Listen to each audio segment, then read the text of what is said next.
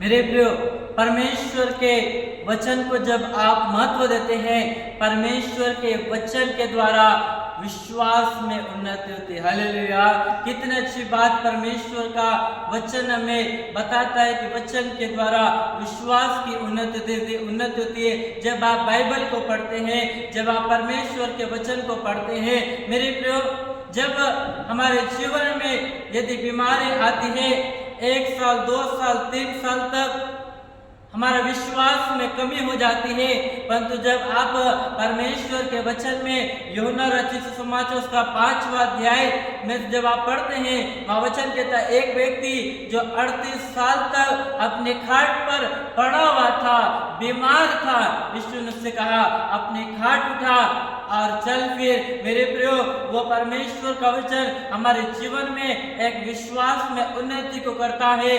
कई ऐसे लोग हैं, कई ऐसे भाई और बहन हैं मेरे प्रियो, जिनके बच्चे नहीं होते, जिनके संतान नहीं होती हैं। और जब आप परमेश्वर के वचन को उत्पत्ति की किताब 18 अध्याय और उसके 1 पद से जब आप 15 पद तक पढ़ेंगे, अब्राहम को 100 साल की उम्र में परमेश्वर ने संतान को दिया। अब्राहम को और सारा को परमेश्वर ने 100 साल की उम्र में संतान को दिया। और कई आज ऐसा परिवार है जिनके पास में संतान नहीं है।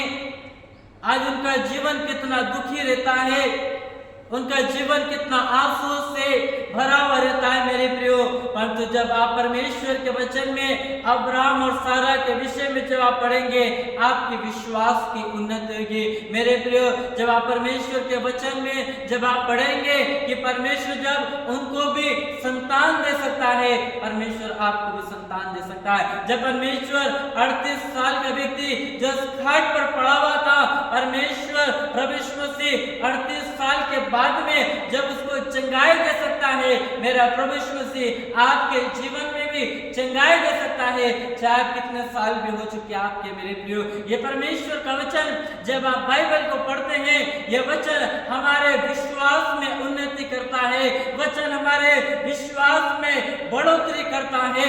ये वचन जब हम आशाहीन हो जाते हैं, परमेश्वर का वचन हमें एक आशा देता है। जब हमारा जीवन, हमारा हृदय जब टूट जाता है, ये परमेश्वर का वचन हमें हमारे टूटे हुए मन को फिर से एक नया कर देता है मेरे प्रियो।